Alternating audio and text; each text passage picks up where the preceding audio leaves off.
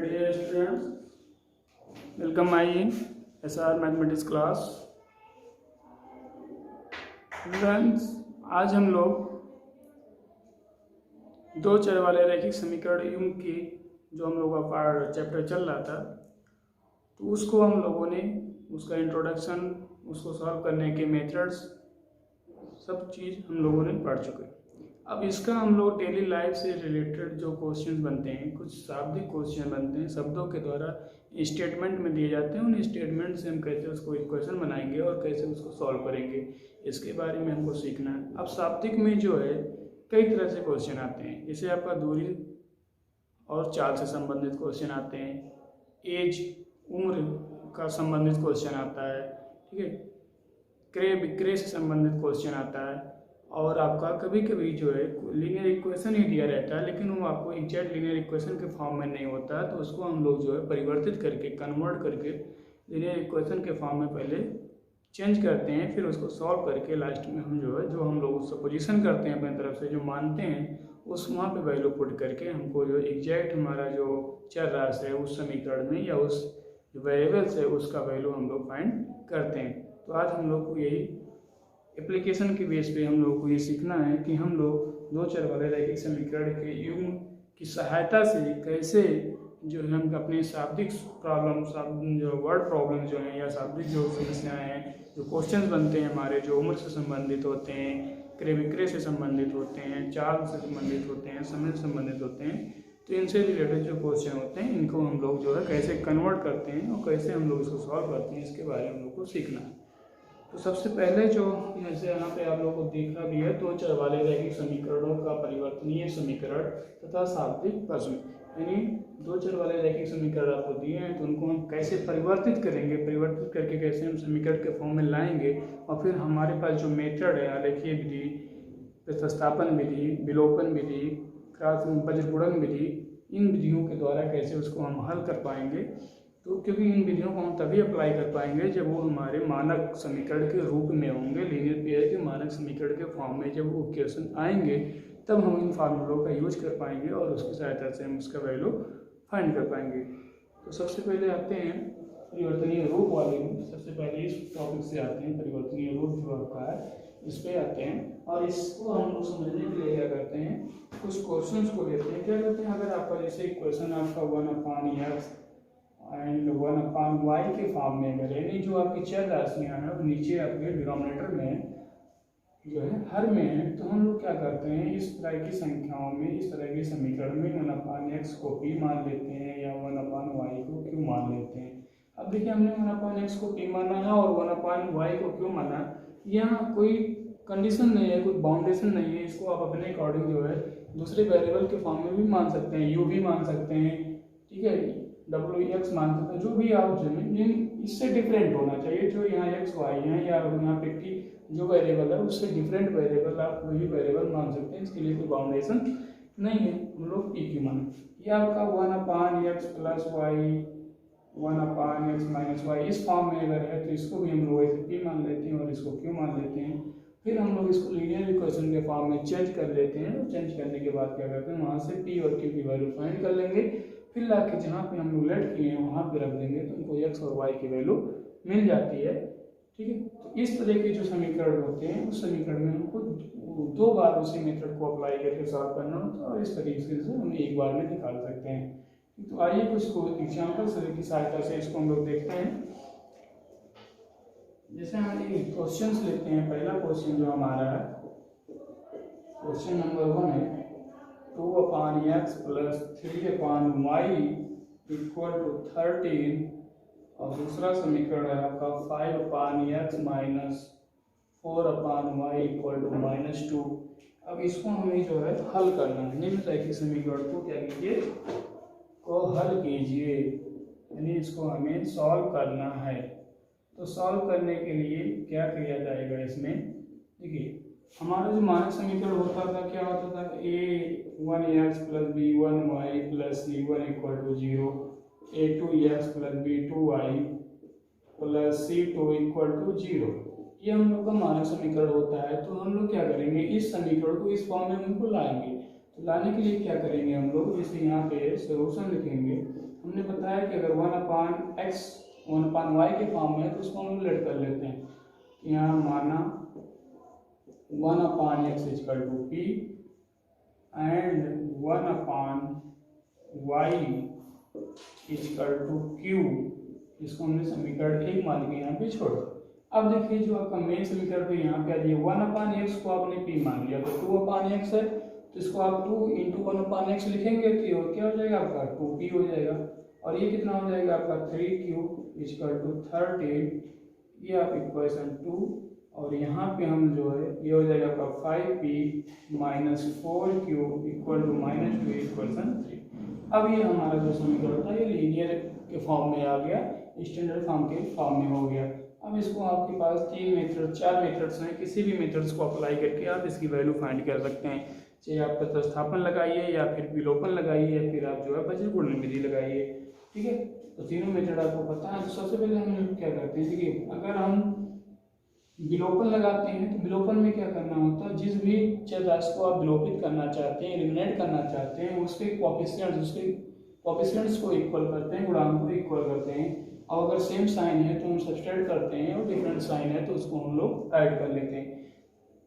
और वो अगर हम प्रतिस्थापन लगाना चाहें तो हम प्रतिस्थापन में क्या करते हैं, किसी एक इक्वेशन को सेलेक्ट करते हैं और उस इक्वेशन का वन वेरिएबल की वैल्यू सेकंड वेरिएबल के फॉर्म में फाइंड करते हैं और उसको ले जाके अदर इक्वेशन में पुट कर देते हैं, वहाँ से हमें वन वेरिएबल की वैल्यू मिल जाती है।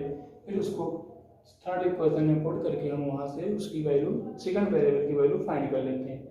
या आप वज्र गुणन लगाना चाहें तो वज्र गुणन का मेथड आप देख चुके हैं। तो यहाँ पे हम लोग जो है कौन सा मेथड अप्लाई करते हैं, हम लोग जो है प्रतिस्थापन का यूज करते हैं। तो हमने लिखा समीकरण 2 से 2 नहीं 3 से लिख देते हैं, 3 से 5p = उधर जाएगा प्लस हो जाएगा तो 4q - 2 हो गया तो p = 4q - 2/5 हो गया। 4q - 5 2 = 5 हो गया, इसको कितना पुट कर दिए। और यूजिंग इन सेकंड, जो थर्ड से हमने निकाला तो उसको सेकंड में पुट कर रहे हैं, अदर इक्वेशन में पुट कर रहे हैं। तो यहाँ से आपका p, तो p की वैल्यू हो जाएगा 4q - 2/5 प्लस 3q = 13। इसको यहाँ मल्टीप्लाई कर लेंगे तो 8q - 4/5 प्लस 3q = 13। तो ये आपका 8q - 4 ये यहाँ मल्टीप्लाई हो जाएगा तो प्लस 15q = 5, ये 65 हो गया। 13 × 5 13 × 5 65। ये देखिए 15 और 8 कितना हो गया आपका 23। और इस 4 को उधर भेज देते हैं तो हो जाएगा आपका 69।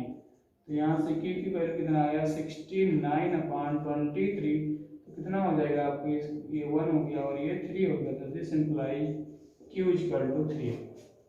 अब q = 3 आ गया। अब इस q की वैल्यू हम यहाँ 4 में लाके पुट कर लेते हैं। तो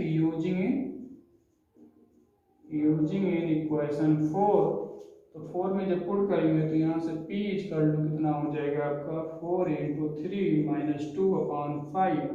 तो 12 - 2 तो 10/5। तो ये 1/2 तो कितना हो गया आपका 2 है। p और q की वैल्यू आपको फाइंड होगी। अब नाउ फ्रॉम 1 आते हैं, ठीक है। नाउ फ्रॉम इक्वेशन 1, तो 1/x = p है तो p की वैल्यू कितना है 2 है। तो दिस इंप्लाइज x = 1/2 हो गया। एंड 1/y = q है तो q की वैल्यू हमने 3 फाइंड किया है तो y = 1/3 हो जाएगा। Hence x = 1/2 and y = 1/3। इस इक्वेशन का एग्जैक्ट सॉल्यूशन है आपका जो हम लोग को फाइंड करना था। तो ये देखिए इस तरीके से हम लोग इसको कन्वर्ट करते हैं। पहले अगर 1/x 1/y के फॉर्म में है तो 1/x को कोई वेरिएबल सेकंड वेरिएबल के फॉर्म में मान लेंगे। जैसे हमने p माना, आप p मान सकते हैं, u मान सकते हैं, t मान सकते हैं, जो भी मानना चाहें उस हिसाब से मान सकते हैं। 1/y को हमने q मान लिया। यहाँ से हमारा जो समीकरण था वो इस फॉर्म में आ गया। अब इस फॉर्म में आ गया तो इसके पास आपके पास 3 मेथड हैं। वैसे मेथड का विचार है आलेखीय भी, लेकिन आलेखीय का यूज नहीं करते हैं क्योंकि उसमें ग्राफ ड्रा करना होता है। तो हम इन अलजेब्रा की जो मेथड है हमारे 3 अलजेब्रा के जो मेथड हैं, अलजेब्रा के हेल्प से जो सॉल्व होते हैं, उन तीनों मेथड में से कोई भी मेथड अप्लाई करके हम जो है जो आपको बेटर लगे तो इस पर आपका कमांड हो उसको अप्लाई करके हम लोग जो है पी और क्यू की वैल्यू फाइंड कर लेते हैं। फिर जहाँ हम लेट किए हैं लास्ट में लाके वहाँ जहाँ लेट किया गया है वहाँ पे वैल्यू पुट कर देंगे और वहाँ से हमको जो हमारा मेन वेरिएबल है उसकी वैल्यू फाइंड हो जाती है। ठीक, तो इस तरीके से हम लोग इक्वेशन को परिवर्तित करके उसको हल करते हैं। ठीक है, आइए फिर एक क्वेश्चन और लेते हैं सेकंड फॉर्म का, दूसरे तरीके का, जिसको हम लोग परिवर्तित करके सॉल्व कर सकते हैं। क्वेश्चन नंबर 2 के लिए आते हैं। एक क्वेश्चन हम लेते हैं 5/x + 1 - 2/y + 1 = 1/2। सॉरी यहाँ प्लस नहीं है माइनस है। ठीक है, और दूसरा इक्वेशन है आपका 10/x + 1 + 2/y - 1 = 5/2 x not equal to 0 1 y not equal to 1। x और y की वैल्यू 1 नहीं हो सकता इस इक्वेशन में।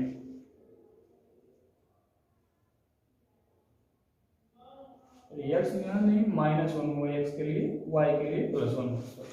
ठीक है, तो आइए यहाँ पे इसको हम लोग कैसे परिवर्तित करेंगे। तो यहाँ भी हम वही काम करेंगे। अब यहाँ नीचे वाले जो डिनोमिनेटर यानी 1/x + 1 इसको क्या मान लिया हमने, माना p, एंड 1/y - 1 को हमने मान लिया q, और इसको एक समीकरण मान के यहीं पे छोड़ दिया गया।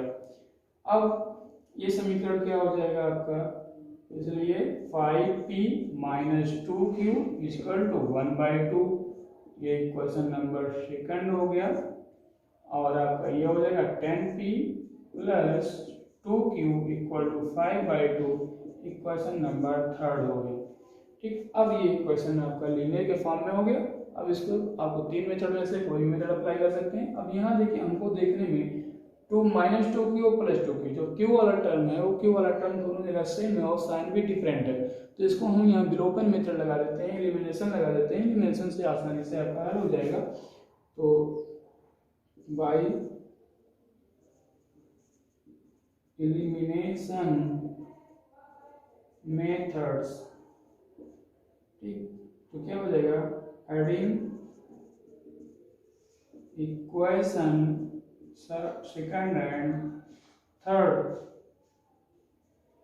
बी गेट, क्या मिलेगा हम लोगों को, देखिए q वाला टर्म तो कैंसिल आउट हो गया, 5p + 10p कितना हो गया आपका 15p, और इधर देखिए 1/2 + 5/2, तो 1/2 + 5/2 कितना हो गया 6/2, 6/2 की वैल्यू कितना हो गया 3।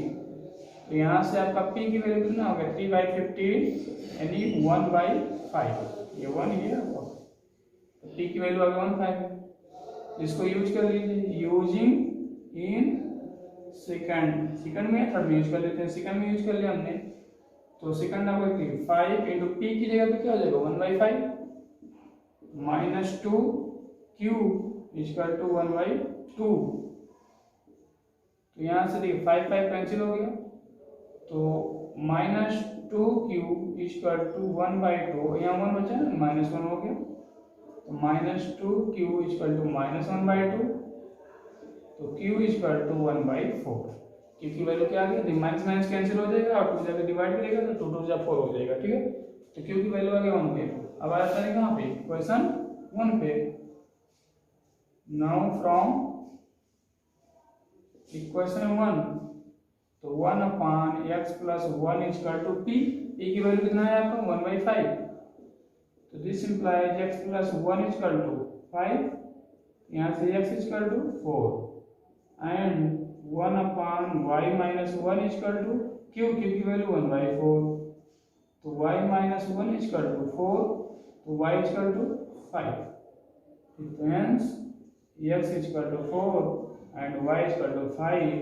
इस इक्वेशन के क्या हो गए सॉल्यूशंस हो गए। तो इस तरीके से, या फिर पहले वाले क्वेश्चन में जो था उस तरीके से, अगर क्वेश्चन हमको गिवन है तो हम पहले उसको 1/x या 1/y तो पी क्यू मान लेंगे, और 1/x+1 या 1/x-1 या आपका जो इस फॉर्म में दिया गया है प्लस माइनस के फॉर्म में दिया गया है, तो उसको जो है हम लोग पी वहाँ 1 को पी मान लेंगे और क्यू मान लेंगे, फिर हमारा लीनियर हो जाएगा। वहाँ से हम लोग क्या करेंगे कि किसी भी मेथड को अप्लाई करेंगे, तीनों में से किसी मेथड को अप्लाई करके हम पी क्यू की वैल्यू फाइंड कर लेंगे, फिर जो नेट किए हैं यहाँ पे लाके पुट करेंगे, तो यहाँ से हमें एक्स वाई की वैल्यू मिल जाएगी जो कि हमें ज्ञात करना होगा। ठीक, चलिए, तो इस तरीके के जितने क्वेश्चंस हैं उसको आप लोग और सॉल्व करें, जो प्रॉब्लम है उसको बताएं। फिर आते हैं हम लोग, अब इसमें दूसरा टर्म आपका था शाब्दिक प्रश्न।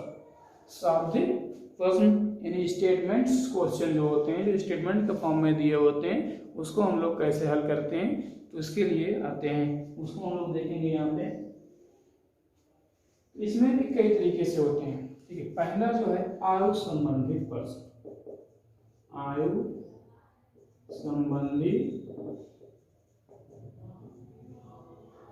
प्रश्न। ठीक है, एज रिलेटेड क्वेश्चन जो होते हैं, एज रिलेटेड क्वेश्चंस जो होते हैं आपके, इसको हम लोग कैसे हल करते हैं, सबसे पहले इसको देखते हैं। देखिए, कोई भी स्टेटमेंट दिया होता है कि राम 2 साल पहले अपने पिता का, राम के पिता 2 साल पहले अपने राम से जो 4 गुना थे 5 साल बाद 2 गुना हो जाएंगे, तो वर्तमान में आयु ज्ञात कीजिए। तो इस तरीके से क्वेश्चन होते हैं। तो क्या करते हैं लोग, सबसे पहले वर्तमान की आयु को मान लेते हैं। ठीक है, क्या करते हैं, माना वर्तमान आयु बराबर x वर्ष। ठीक है, चाहे पिता का पूछे या पुत्र का पूछे, किसी का भी पूछ रहा है, तो हम उसकी वर्तमान आयु को सबसे पहले ज्ञात कर लेते हैं। ठीक है, a वर्ष पूर्व या पहले, ठीक है, पहले आयु, मतलब जो वर्तमान में है उससे 1 वर्ष पूर्व या पहले, पूर्व में क्या था, पहले जो एज रही होगी वो कितना, x माइनस ए घट जाएगा। जैसे मान लीजिए आज हम 25 साल के हैं, तो हम 2 साल पहले कितना रहे होंगे, तो 25 माइनस 2 तो कितना हो जाएगा, 22। इसी तरह से अगर आज x वर्ष है, तो a वर्ष पूर्व a वर्ष पहले कितना होगा, तो x माइनस a वर्ष हो जाएगा।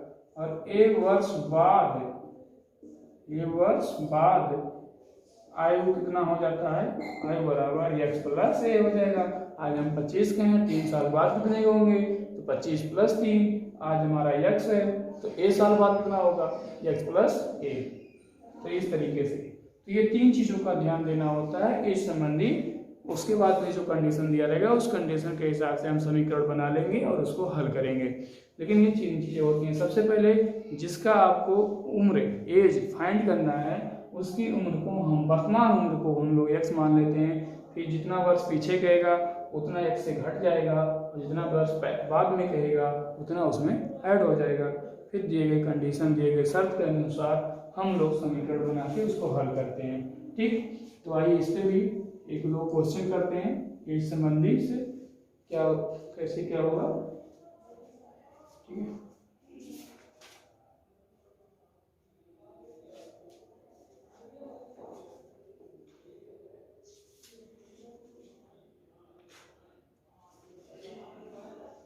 एज से संबंधित हम लोग क्वेश्चंस देखेंगे कि कैसे हम लोग ये संबंधित प्रश्न को हल कर सकते हैं। ठीक है, जैसे एक क्वेश्चन है आपका, आफ्ताब अपनी पुत्री से कहता है 7 वर्ष पूर्व मेरी आयु तुम्हारी आयु की 7 गुनी थी। ठीक, अब से 3 वर्ष बाद मेरी आयु तुम्हारी आयु का 3 गुना हो जाएगी।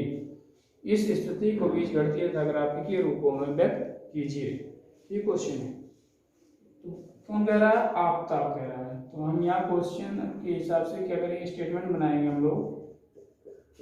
स्टेटमेंट क्या हो जाएगा, ठीक है, माना आफ्ताब की वर्तमान आयु बराबर x वर्ष, वर्तमान हम लोग x वर्ष मान लिए, कह रहा 7 वर्ष पूर्व, 7 साल पहले, तो 7 वर्ष पूर्व आयु कितना हो जाएगा आपका x माइनस 8 यानी x माइनस 7 वर्ष। फिर कह रहा 3 वर्ष बाद, तो 3 वर्ष बाद कितना हो जाएगा इनकी उम्र, 3 वर्ष बाद आयु ये कितना हो गया x प्लस 3 वर्ष। तो ये तो हम लोगों ने ज्ञात कर लिया कि कब कितना उम्र होगा आपका। अब शर्त क्या दिया, 7 वर्ष पूर्व मेरी आयु तुम्हारी आयु की। अब यहाँ हमने आफ्ताब का भी माना है, तो आफ्ताब का माना तो उसकी पुत्री का भी मानेंगे, माना तथा याद लीजिए यहीं पे, तथा पुत्री की वर्तमान आयु बराबर y वर्ष, ठीक, तथा 7 वर्ष पूर्व आयु इनका भी कितना हो जाएगा y माइनस 7, तथा 3 वर्ष पूर्व इनकी उम्र कितना हो जाएगा y प्लस 3 वर्ष, ठीक। तो ये तो सबका होगा।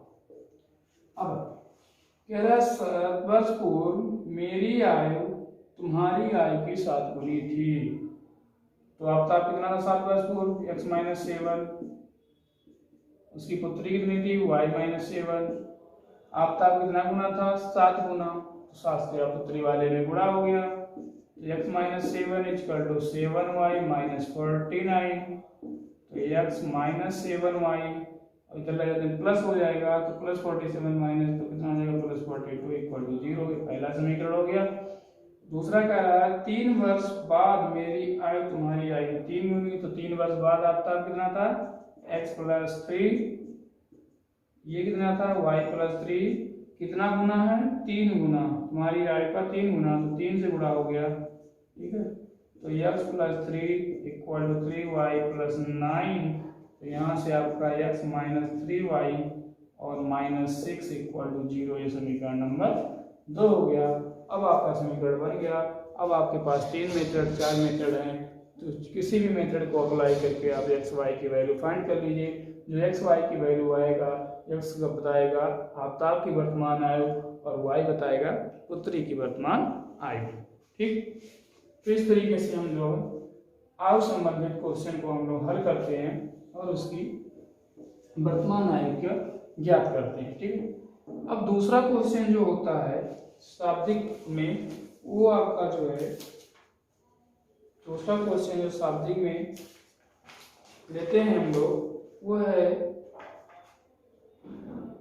भिन्नों पर आधारित क्वेश्चन। भिन्नों पर आधारित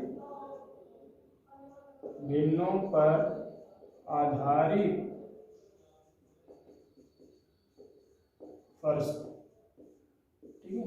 question based on fractions, fractions के आधार पे, फ्रैक्शंस के बेस पे जो क्वेश्चन होते हैं इनको हम लोग कैसे हल करते हैं, तो इसके लिए भी हम लोग एक क्वेश्चन लेके ही देखते हैं।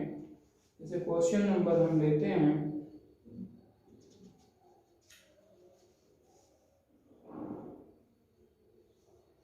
क्वेश्चंस आपको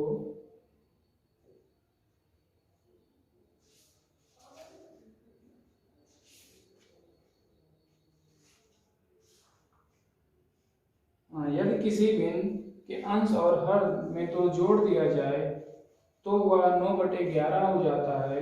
यदि अंश और हर दोनों में 3 जोड़ दिया जाए तो वह 5/6 हो जाती है। भिन्न क्या कीजिए। तो इस तरीके से जो क्वेश्चन होते हैं, सबसे पहले हम लोग इसमें क्या करते हैं, भिन्न को मान लेते हैं। माना भिन्न x/y, भिन्न बराबर x/y।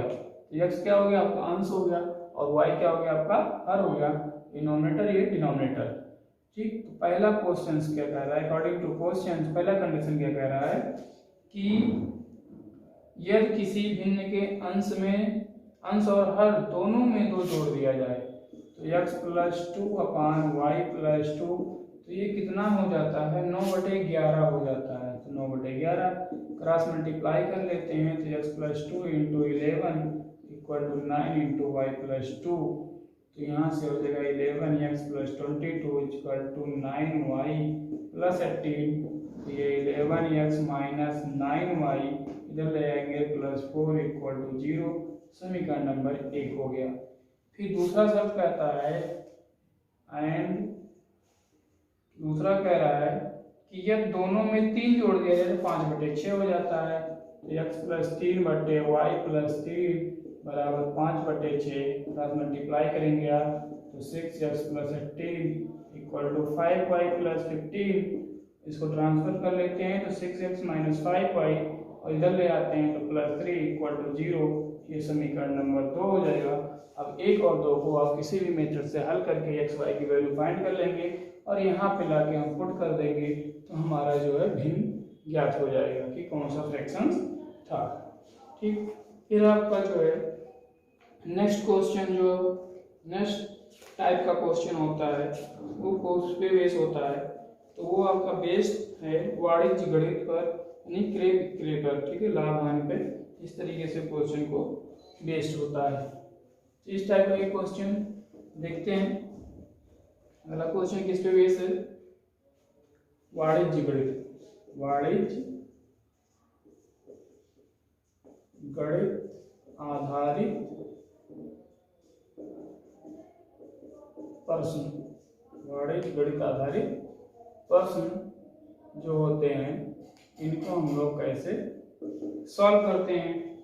तो इसको हम लोग क्या करते हैं, जैसे हमने एक क्वेश्चन लिया है, एक क्रिकेट टीम के कोच ने 7 बल्ले तथा 6 गेंद 3800 में खरीदे। बाद में उसने 3 बल्ले तथा 5 गेंद 1750 रुपए में खरीदे। प्रत्येक बल्ले और प्रत्येक गेंद का मूल्य ज्ञात कीजिए। तो हम लोग क्या करते हैं, जो भी मार्केटिंग होती है, जितने भी वस्तुओं की मार्केटिंग होती है, जितने भी ऑब्जेक्ट्स खरीदे जाते हैं, उन सभी ऑब्जेक्ट्स के यूनिट पीस का जो है हम लोग जो प्राइस होता है, जो मूल्य होता है, उसको मान लेते हैं। फिर उसके आधार पर हम लोग सॉल्व करते हैं। तो यहाँ हम लोग क्या लिखेंगे, माना एक बल्ले तथा एक गेंद का मूल्य क्रमशः x तथा y रुपए है। यानी एक बल्ले का दाम x रुपया तथा एक गेंद का दाम y रुपया है। तो इसको हम लोग कैसे समीकरण में बदलेंगे। ठीक है, आपको स्टेटमेंट देखिए जो आपके क्वेश्चन में कह रहा है। क्वेश्चन कह रहा है कि एक क्रिकेट टीम के कोच ने 7 बल्ले और 6 गेंद 3800 में खरीदे। कुल दाम कितना है, 3800। उसने 6 गेंद है, 7 बल्ले हैं। अकॉर्डिंग टू क्वेश्चन एक बल्ले का दाम कितना है, x रुपए। तो 7 बल्ले का दाम कितना हो गया, 7x। एक गेंद का दाम कितना है, y रुपए। तो 6 गेंद का दाम कितना हो गया, 6y = 3800, क्योंकि ये टोटल है। तो समीकरण 1 बन गया। फिर बाद में क्या हुआ, 3 बल्ले तो 3x, 5 गेंद तो 5y बराबर 1750। ये आपका समीकरण बन जाएगा।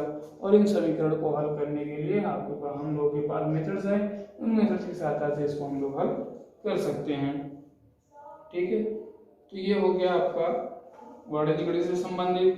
और एक क्वेश्चन जो होता है सबसे इम्पोर्टेंट जो होता है, इस बोर्ड में भी आता है, दूरी, चाल और समय पर आधारित प्रश्न।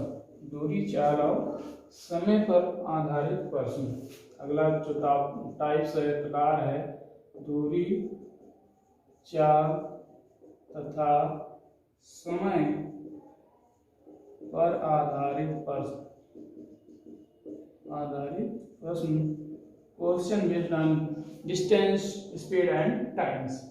ठीक है, डिस्टेंस, स्पीड एंड टाइम्स।